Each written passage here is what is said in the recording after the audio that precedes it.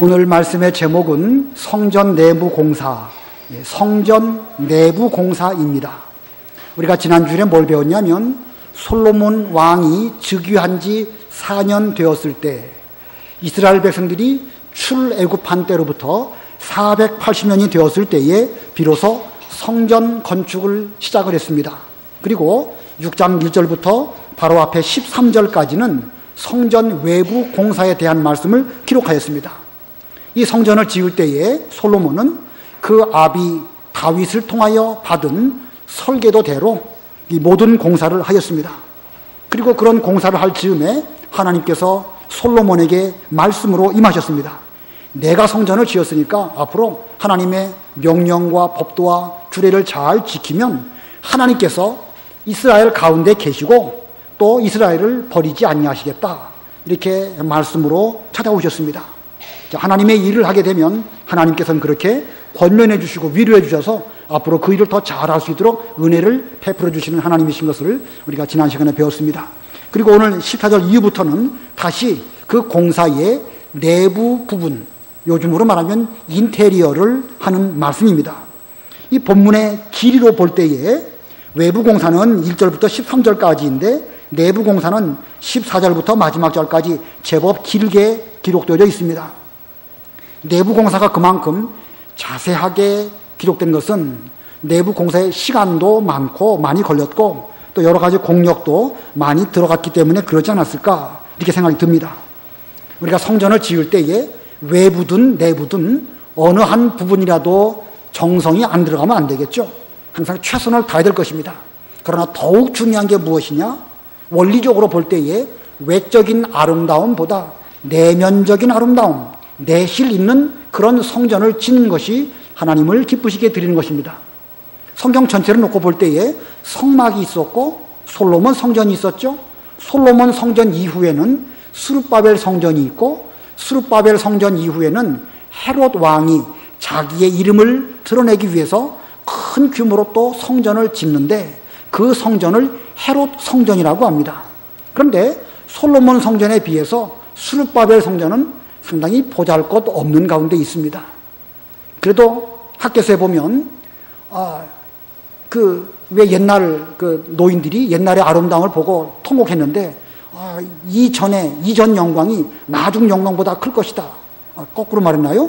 이렇게 말씀하십니다. 그 말씀은 뭐냐면 비록 스룹바벨 성전이 솔로몬 성전에 비교해 봤을 때에 뭐 규모도 작고 금으로 치장한 면은 없을지 몰라도 하나님은 그 성전을 통하여 만국을 진동시킬 것을 말씀하였습니다. 그런 면으로 보면 성전이 뭐 금으로 잘 짓고 크고 중요한 것이 아니고 내면의 아름다움이 중요합니다. 또 거꾸로 말한다고 하면 헤롯 성전은요 기존의 어떤 성전보다도 크게 지었습니다. 그러나 요한복음 2장에 보면 주님께서 이 성전을 헐라 내가 사흘 만에 세우리라 이렇게 말씀도 하셨고 또 그 돌 위에 돌 하나도 남지 않을 것이라고 말씀하였습니다. 자, 이건 우리에게 뭘 가르쳐 주는 것이냐? 외부적인 거 껍데기 자랑하지 말고 내면의 아름다움, 내실 있는 성전 건축을 하나님께서 기뻐하신다는 것을 보여주는 것입니다. 자, 오늘 성전 공사에 대해서 이렇게 우리가 이 내실 있는 이런 성전 건축을 통해서 우리 상대원 교회도 하나님 보시기에 아름다운 그런 교회가 되어야 되겠습니다. 자, 이 성전 내부 공사에 대해서 세 대지로 본문을 전하겠습니다. 첫 번째 대지는요, 지성소와 성소, 지성소와 성소입니다. 우리들은 일반적으로 지성소, 성소 그렇게 표현하는데 오늘 본문을 잘 보면 내실 혹은 외실, 내전 혹은 외전 이렇게 표현하고 있습니다. 내실이나 내전이나 다 같은 것이고 그것은 지성소를 가리킵니다. 성전 안에서 제일 안쪽에 있는 그것을 내실 혹은 내전이라고도 말하고 또 지성소라고도 말합니다. 반대로 외실, 외전 그것은 성소라고 말하고 있습니다. 자, 이 용어가 중요하겠죠? 여러분들은 충분히 이 말씀을 이해가 되겠는데 우리 학생들에게 가르칠 때는 이 지성소, 성소 이런 용어 자체가 쉽지 않아도 가르쳐야 됩니다. 성경이 용어가 어렵다고 그래서 이걸 쉬운 걸로만 말한다고 하면 아이들의 어휘력 발전에도 문제가 있고 또 이 성경은 하나의 경전인데 이 경전의 좀 그런 표현들을 잘 알게 될 때에 신앙도 깊어지고 그들의 나중에 다른 책을 볼 때에도 더 이해력이 높아질 것입니다. 그래서 성소가 무엇이고 지성소가 무엇인지 좀 정확하게 가르쳐야 될 것입니다. 먼저 그 성소를 한문으로 어떻게 쓰죠? 한번 좀 화면에 보여주세요. 성소 보이죠? 성소, 거룩한 장소, 그런 뜻입니다. 영어로 말하면 the holy place. 뒤에 place를 빼고 the holy 이렇게만 해도 이것은 고유명사이기 때문에 이것은 그냥 거룩한 것 그런 뜻이 아니고 성소를 가리키는 것이구나 하고 우리 이 사람들은 다 아는 것입니다. 지성소, 지자는 지극하다, 최고의 그런 뜻이죠. 지성소, 지극히 거룩한 장소. 그래서 그걸 지성소 그럽니다. 영어로는 the most holy place. 뒤에 place를 빼고 the most holy 그러면 이것은 지성소를 가리키는 고유명사다라고 우리 성도들은 알아봐야 되는 것입니다. 왜냐하면 성경에 그렇게 표현하고 있기 때문에 그런 것입니다. 학생들에게도 이 정확한 용어를 알고 그래가지고 앞으로 그들의 신앙에 아무튼 그 부족함이 없고 성경을 잘 이해하도록 가르쳐야 될 것입니다. 본문 14절 보겠습니다. 읽어가면서 설명을 드릴게요. 솔로몬이 전 건축을 마치고 전의 내부 벽돌을 백향목 널빤지로 되었으니 전 바닥에서 천장까지 전 내부를 나무로 덧입혔고 전 바닥은 잣나무 널판지로 깔았으며 전 공사를 다 마친 뒤에 이 벽들을 백향목 널판지로 깔았고 바닥은 잣나무 널판지로 깔았습니다. 16절 전의 뒤쪽으로부터 20규빗 떨어진 바닥에서 천장까지 백향목 널판지로 칸을 막고 저기 전이 이렇게 있으면은 여기가 이제 안쪽이란 말이에요. 이 뒤쪽으로부터 그 위로 20규빗 되도록 백향목 널빤지로 칸을 만들었다고 했어요. 벽을 싼 게 아니고 위로 칸을 만든 거예요. 원래 성전의 높이는 외벽 높이는 몇 규빗이라고 그랬죠? 지난번에 여기 폭은 20, 길이는 60, 높이는 30이라고 했습니다. 그런데 이 30을 다 쓴 것이 아니고 여기서부터 20규빗까지 칸을 만들었다고 그랬습니다. 그게 몇 절이죠? 칸을 막고 16절 끝에 전 내부의 그곳을 내실 곧 지성소로 만들었다. 자, 내실 지성소 17절 내실 앞에 있는 외실 곧 성소는 길이가 40규빗이었으며 성전의 내부는 백향목의 박 모양과 활짝 핀 꽃 모양이 새겨졌고 모두 백향목이어서 돌이 보이지 않았다. 자, 이렇게 안쪽 지성소에는 20으로 칸을 막고 그리고 이 정방형으로 이렇게 만들었고 그 바깥 외실 성소 쪽은 길이가 40, 폭이 20으로 지성소를 만들었다. 그런 뜻입니다. 자, 그 규격을 잘 이해하시겠죠? 자, 그럼 여기서 우리가 이 깨달아야 할 영적인 교훈이 무엇일까? 두 가지를 말씀을 드리겠습니다. 그 중에 첫 번째는 지성소는 가로, 세로 높이가 각각 20규빗이다. 예, 지성소는 가로, 세로 높이가 정확하게 각각 20규빗 정방형 그런 구조로 되어져 있습니다. 본문 19절, 20절 우리 다 같이 합독하십니다. 19절, 20절 시작. 그리고 여호와의 언약궤를 두기 위해 성전 가장 안쪽에 내실을 세웠으니 그 내실은 깊이가 20규빗, 너비가 20규빗, 높이가 20규빗이었으며 그가 그것을 순금으로 입히고 백향목 제단도 순금으로 입혔다. 자, 지성소는 성전 가장 안쪽 거기에 여호와의 언약궤를 두기 위한 장소입니다. 근데 그것은 가로 세로 높이가 각각 20규빗의 정방형이라고 하였습니다. 이 가로 세로 높이가 정방형인 그 이유는 어디에 있을까? 우리에게 무슨 교훈할 것인가? 이것은 하나님의 나라는 어느 한편으로 기울거나 치우친 것이 없이 공평무사한 것을 의미하는 것입니다. 공평무사, 공정하고 사사로운 것이 없는 완벽한 이런 세계, 곧 하나님의 나라의 모습을 보여주는 것입니다. 이것은 지성소의 모습뿐만 아니라 이제 요한계시록에 보면 하늘에서 내려오는 새 예루살렘의 모습도 그와 같이 묘사되고 있습니다. 그러므로 이것은 하나님의 나라를 가리키는 것입니다. 요한계시록 21장 10절로 11절 요한계시록 21장 10절 11절 읽어보세요. 그가 성령 안에서 나를 크고 높은 산으로 이끌어 가서 거룩한 성 곧 하늘에서 하나님께로부터 내려오는 예루살렘을 내게 보여주었는데 하나님의 영광이 있어 그 성의 빛은 지극히 귀한 보석 같고 수정처럼 맑은 벽옥 같았다. 16절부터 17절까지 읽어보세요. 그 성은 네모 반듯하여 그 길이와 너비가 똑같았다. 그가 그 성을 그 갈대로 측량하였는데 12,000 스타디온이었고 그 길이와 너비와 높이가 똑같았다. 또 그 성의 성벽을 측량하니 144 규빗이니 사람의 치수 곧 천사의 치수이다. 여기 이제 앞으로 예수님 재림하실 때에 이 땅에 세워지는 새 예루살렘 성, 하늘로부터 내려온다고 했는데 그 각각이 12,000 스타디온이었다. 우리가 그 치수, 규격, 그거는 뭐 잊어버린다 할지라도 그것은 가로, 세로, 높이가 똑같은 이런 그 성인 것을 보여주고 있습니다. 이것은 다시 한번 말씀드리면 하나님의 나라는 어디로 치우치거나 기울거나 그러지 아니하고 공평 무사해야 되는 것입니다. 우리 성대원 교회도 하나님의 나라인데 이것은 성경 말씀에 조금 더 치우치지 않고 그 말씀대로 세워지는 이런 나라가 되어야 할 것입니다. 두 번째 진리는, 본문에 있는 두 번째 진리는 전체를 완벽하게 금으로 입힘. 성전 전체를 완벽하게 금으로 입혔다. 본문 21절 22절 합독하십니다. 21절 22절 시작.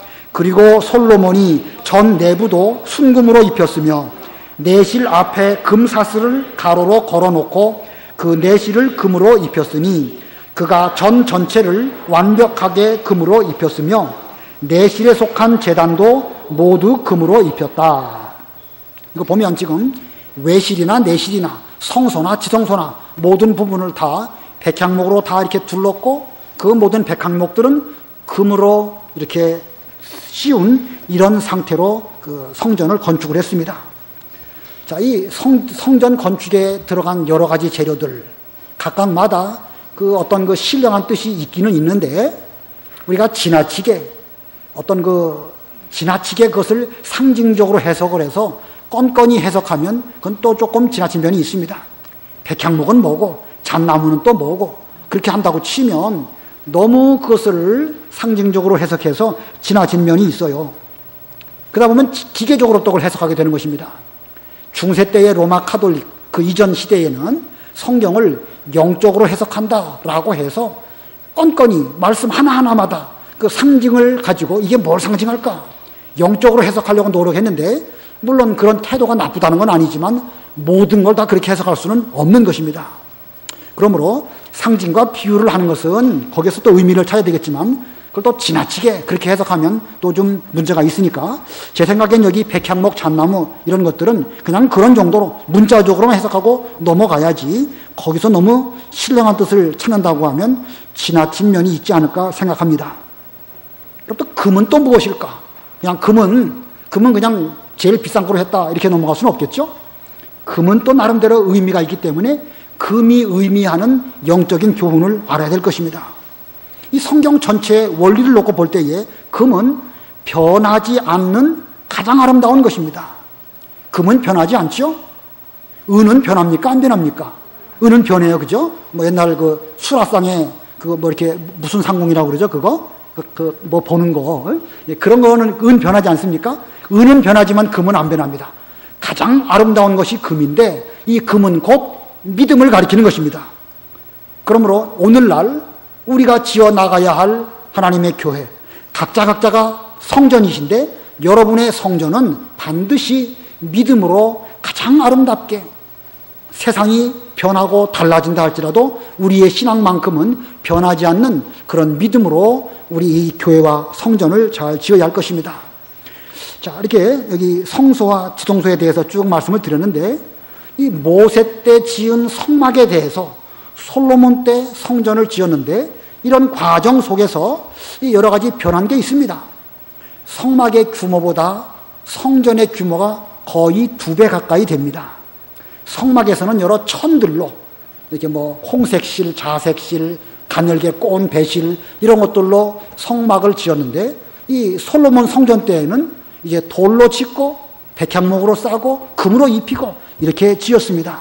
그런데 여러 가지가 다 이렇게 달라졌지만 변하지 아니한 단 한 가지가 있습니다.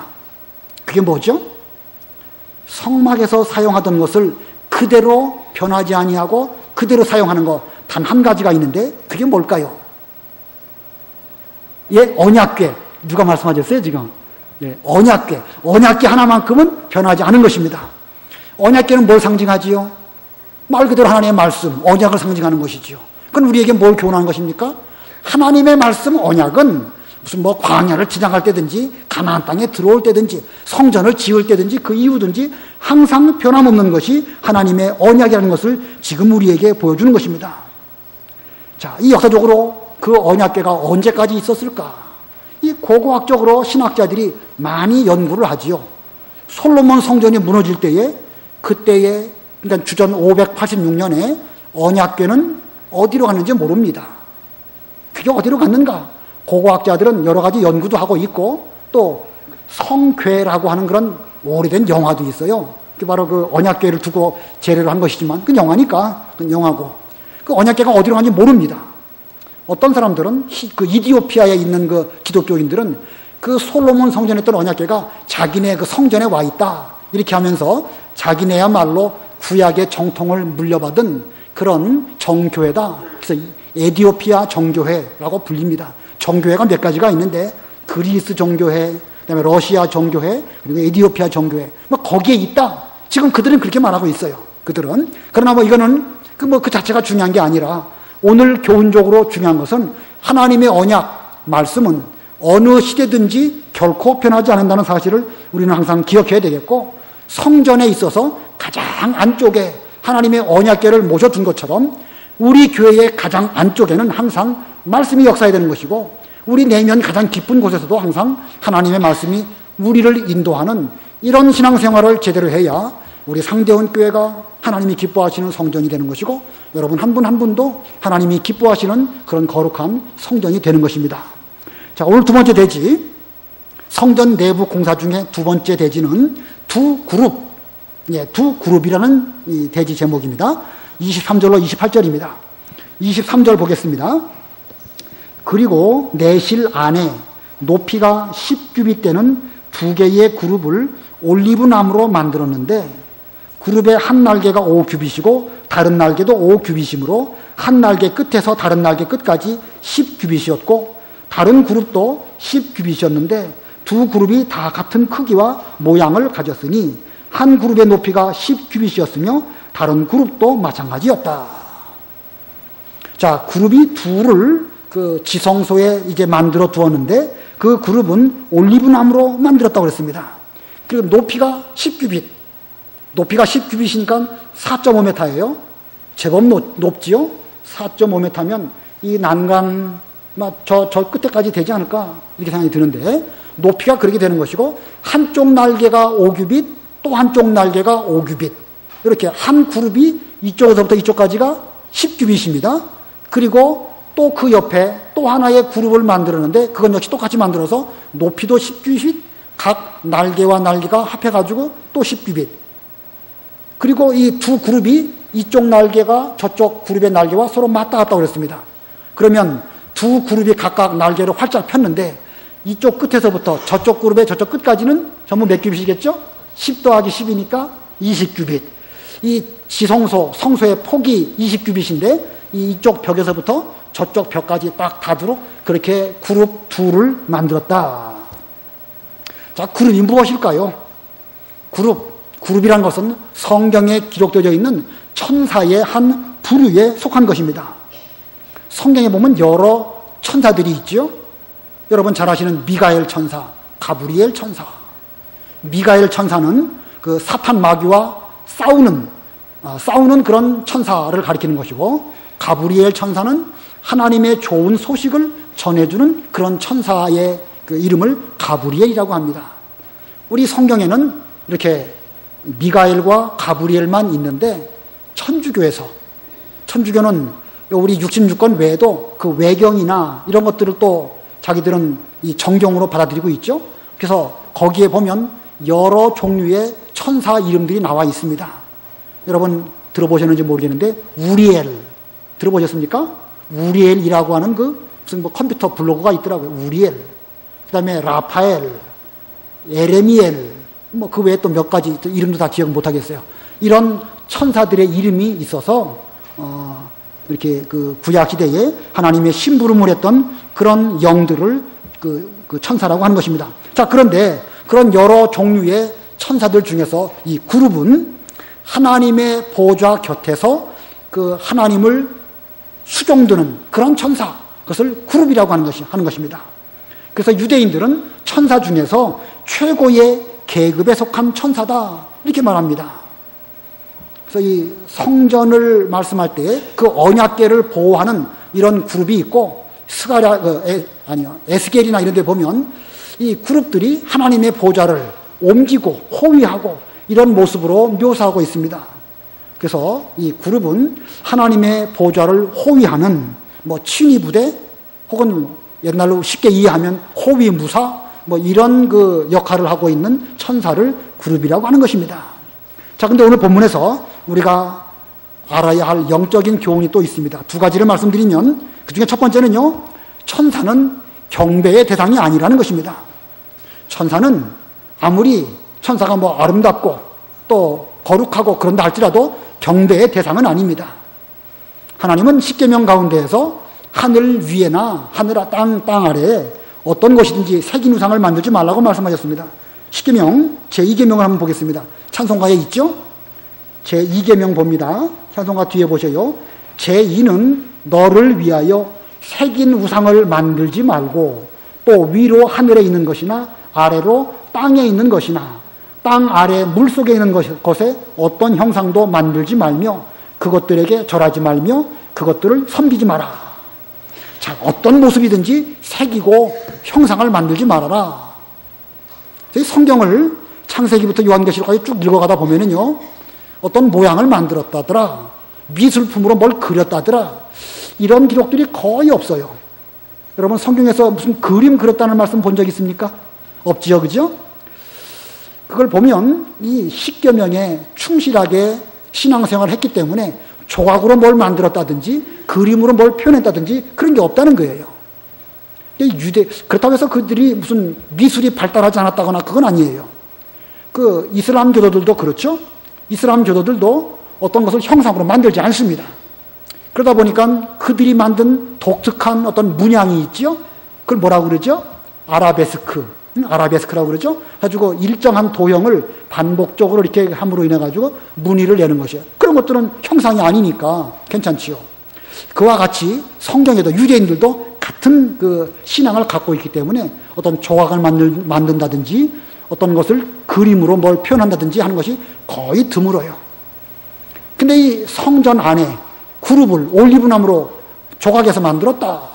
이제 다음 시간에 배우겠지만 7장에 가면 이 놋 바다를 만들어 놓고 그 바다를 떠받드는 12소가 바다라는 게 큰 대야, 큰 그릇이에요. 그걸 바치는 그런 내용이 이제 7장에 나옵니다. 제가 이걸 보면서 이거 뭘 새겨 만들지 말라고 말씀하시면서 성전 내에는 그룹도 만들고 또 놋으로 만든 소도 만들고 이것도 뭔가 좀 문제가 있지 않을까, 이런 생각이 들기는 들었습니다. 아무튼 중요한 것은 성경 어디에도 천사를 경배하라는 그런 기록이 없습니다. 심지어 천사들은 사람이 자기에게 경배하려고 할 때 오직 하나님에게만 경배하라 이렇게 말했지 자기가 경배의 대상이 된 적이 없다는 것입니다. 그러면 우리가 오늘날 천사를 숭배의 대상으로 여기면 성경 원리에 맞습니까? 틀립니까? 당연히 틀리지요. 제가 천주교를 잠깐만 말하는데 천주교를 비난하는 쪽으로 말하는 건 아니에요. 천주교의 신앙과 우리의 신앙이 다른 것을 제가 말하려다 보니까 말하는 것인데, 천주교는 천사도 숭배하고 여태까지 유명한 성인들도 숭배하고 그들에게 뭘 경배를 표하면 그 성인들이 하나님께 대신 어떻게 그들의 공력으로 우리의 죄 용서를 받는다, 이렇게 말하는 이론이 있어요. 이 천주교의 이론은요, 비성경적이라는 것을 알고 우리는 천주교가 맞느냐 우리가 맞느냐 이걸 떠나서 어느 것이 성경적이냐, 성경이 우리에게 뭘 말씀하고 있느냐, 그걸 찾아보고 성경대로 신앙생활을 해야 된다는 것입니다. 천사는 하나님의 심부름꾼에 지나지 않습니다. 우리는 뭐죠? 여러분들은 하나님의 뭡니까? 하나님의 아들이에요. 얼마 동안 이 땅에 머무는 동안에는 우리가 얼마간 천사보다 못할지 몰라도 우리가 장차 천국에 가면 천사를 부리는 영으로 쓸 수 있는 하나님의 아들들입니다. 그러니까 천사를 뭐 그렇게 숭배 대상으로 보지 말고 그렇다고 뭐 멸시하는 그런 뜻도 아닙니다. 자, 두 번째 교훈. 그룹을 통하여 하나님의 말씀을 보존하심. 예, 그룹을 통하여 하나님의 말씀을 보존하심. 이게 무슨 뜻이냐면 그룹이 지키고 있는 게 뭐죠? 지성소 안에 두 그룹이 있는데 자꾸 제가 두 마리라는 표현이 나오려고 그래. 두 마리가 아니에요. 그죠? 천사인데 뭐 한 마리 두 마리 할 수 없잖아요. 근데 모양이 날개가 있고 새 모양처럼 돼 있으니까 자꾸 그렇게 나오려고 하는데 두 개의 그룹이 있어가지고 서로 이렇게 마주보면서 뭘 지키고 있냐면 언약궤를 지키고 있는 것입니다. 자, 언약궤를 지키는 이유가 뭘까? 우리 인간이 언약을 지키면 언약이 보존되고 인간이 언약을 안 지키면 언약은 끝이 난다. 그게 아니고 하나님께서는 친히 당신의 천사들을 통해서 언약을 시대마다 보존하시고 그대로 성취하도록 그렇게 하신다는 것입니다. 그러므로 우리는 철저하게 하나님의 말씀에 순종하면 그 말씀이 우리를 인도하고 그 말씀이 우리를 진리 가운데로 또 보호해 주시는 것입니다. 아브라함처럼 말이에요. 그러니까 우리는 이 그룹을 통해서 하나님의 언약은 어떤 시대든지 그대로 보존되어지는 그런 거룩한 말씀이니까 말씀만 따라가는 아브라함의 신앙을 가져야 되겠습니다. 그 다음에 세 번째 대지입니다. 세 번째 대지는 벽과 문과 안뜰 29절부터 36절까지입니다. 벽, 문, 안뜰 이런 것들을 또 솔로몬이 잘 내부적으로 만들었습니다. 벽에 대해서는 29절부터 30절까지 벽에 대해서 말씀하고 있고 또 문에 대해서는 31절부터 35절까지 쭉 말씀하고 있습니다. 자, 다 읽을 수는 없으니까 34절 다 같이 합독하십니다. 34절 시작. 잣나무로 된 문짝을 2개 만들었는데 문 하나는 두 짝으로 접히고 다른 문도 두 짝으로 접히게 되어 있었다. 자, 문이 있는데 문을 잣나무로 만들었어요. 그래서 문짝이 2개예요. 문짝이 2개인데 각각의 문짝이 둘로 접혀지게 돼요. 접혀지게. 이쪽도 접히고 이쪽도 접히고. 그러니까 전체는 네 칸으로 되어 있겠죠. 두 짝인데 그 각각의 두 짝이 반씩 접혀지는 이런 모양으로 만들었다. 그리고 이제 그 담도 만들고 벽도 만들었습니다. 벽에 대해서는 그냥 건너뛰고 그 담에 대해서 36절 다 같이 합독하십니다. 시작. 또 다듬은 돌 3층과 백향목 판자 1층으로 둘러 안뜰을 만들었다. 돌로 3층을 쌓아가지고 뜰을 이렇게 만들었고 바깥에 뜰이 있어야 거기서 불을 피우고 번제도 하고 또 그 놋바다에서 재물을 씻기도 하고 그러죠. 그래서 피를 갖다가 성소로 들어오고 뭐 이렇게 그러다 보니까 바깥 안뜰이 필요합니다. 그 안뜰을 이제 돌로 3층으로 쌓아서 그 담을 만들고 그 안쪽에다가는 담 안쪽에다가는 백향목 판자 1층으로 둘렀다는 거예요. 돌로는 3층이지만 백향목 판자는 크니까 이게 한 판으로 백향목 판자로 마감을 해서 안뜰을 만들었다. 자, 여기서 우리는 어떤 또 진리를 발견하게 되는가? 이 벽이나 담은 외부에 속된 것이 함부로 성전 안으로 들어오지 못하도록 보호하는 것입니다. 사람도 그렇지만 어떤 짐승들이 감히 거기에 들어온다고 하면 하나님께 드리는 제사가 어려움을 겪을 수 있지 않겠습니까? 그렇기 때문에 담도 필요하고 벽도 필요한 것입니다. 근데 모든 게 또 담과 벽으로만 돼 있으면 곤란하겠죠? 문이 또 필요하죠. 문을 통해서 성소로 들어가고 또 그 문을 통해 가지고 거기는 문이 아니고 아까 그 사슬로 이렇게 띄었다고 그랬습니다. 왜 어디 들어오지 못하도록 이렇게 사슬을 이렇게 해놓은 경우가 있지 않습니까? 그것처럼 오늘 본문을 잘 보니까 성소하고 지성소 사이는 사슬로 이렇게 해서 그 안쪽으로는 들어오지 못하도록 만들었다는 것입니다. 자, 이 문은 무엇을 가리키죠? 성소에 들어가고 또 지성소로 들어가기 위해서는 문을 통과해야 되겠는데 요한복음 10장에 보면 예수님은 양의 문이라고 말씀하시고 있죠. 그리고 요한복음 14장에 보면 내가 곧 길이요 진리요 생명이니 나로 말미암지 않고는 누구에게로 갈 수가 없다. 아버지께로 올 자가 없다. 예수님이 문이셔요. 길이고 진리고 생명의 문이십니다. 예수님을 통하지 않고서는 결코 하나님 아버지께로 나아갈 수 없습니다. 우리가 성전 안에 계신 언약궤 위에 강림하시는 하나님께 나아가야 되겠는데, 그러기 위해서는 문 되시는 예수님을 통해서 들어가고 또 들어가야 하나님 아버지 앞에까지 나아갈 수 있는 것입니다. 만약에 문으로 가지 아니하고 담을 넘어간다든가 그러면 그 사람은 절도요 강도라, 이렇게 요한복음 10장에서 말씀하고 있습니다. 그러므로 우리는 이 문 되신 예수님을 통하여 하나님께 나아가기를 힘써서 하나님을 만나는 그런 우리가 되야 되겠습니다. 예수님만이 성전의 문이십니다. 자, 맨 마지막에 보면 37절 38절에 제4년 12월에 여호와의 전에 기초가 놓였고 제11년 불월 곧 8월에 성전이 그 모든 부속물과 함께 설계도대로 완공되었으니 그가 7년 동안 그것을 건축하였다. 솔로몬이 7년이라는 기간 동안 성전을 최선을 다해서 가장 좋은 것으로 하나님의 영광을 나타내기 위한 이런 성전 건축을 하였다는 것입니다.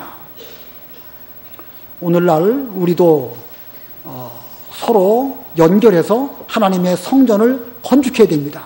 여기 백향목 또 여러 가지 담 여러 가지 있는데 그 에베소서 2장 20절 거기 보면 우리가 서로 연결해서 하나님의 성전으로 지어져 가고 이렇게 돼 있죠.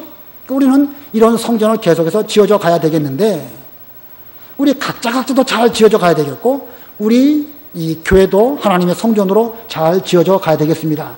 그렇게 되기 위해서는 우리의 내면적인 것, 아까 그 내부 공사에 대해서 우리가 설명을 드렸는데 내면적인 면에서 우리의 신앙이 올바로 되어져야 할 것입니다. 성경 한 군데만 찾아서 읽고 말씀을 마치겠습니다. 유다서 1장 20절, 요한계시록 바로 앞에 있습니다. 유다서 1장 20절 읽어보세요. 사랑하는 자들아, 너희는 지극히 거룩한 믿음 위에 자기를 건축하고 성령 안에서 기도하며. 예, 사랑하는 자들아, 너희는 지극히 거룩한 믿음 위에 자기를 건축하고, 하나님께서 우리에게 이미 주신 바 믿음이 있고 예수님이 모퉁이 돌이 되시고 또 성전의 이 기초 또 이 터는 사도들과 선지자들의 터 위에 세워졌습니다. 그런데 그것으로 끝이 아니고 계속해서 그 성전은 지어져 가야 되는 것입니다. 우리가 어떻게 성전을 지어져 갈까? 오늘 아까 열왕기상 거기 본문 보면 전부 다 금으로 되어 있지 않습니까? 여기 유다서도 그렇게 말씀하고 있죠? 너희는 지극히 거룩한 믿음 위에, 금 같은 믿음 위에 자기를 건축하라는 거예요. 우리가 이 열왕기상 6장을 읽으면서 무슨 성전 공사하는 내용을 이렇게 자세하게 썼을까? 오늘날 이것이 우리에게 무슨 영적인 의미가 될까? 곧 우리의 지극한 믿음으로 계속해서 성전 건축을 솔로몬과 같은 마음가짐으로 하라고 성경에 이것을 기록해 놓고 있는 것입니다. 아무쪼록 우리 모두는 솔로몬의 정신과 믿음을 가지고 성전을 짓되 특별히 내면적인 아름다움이 있는 이런 성전을 믿음의 터 위에 잘 지어서 하나님께는 영광이 되고 우리 모두에게는 은혜로운 이런 성전 되시기를 바랍니다. 기도하겠습니다.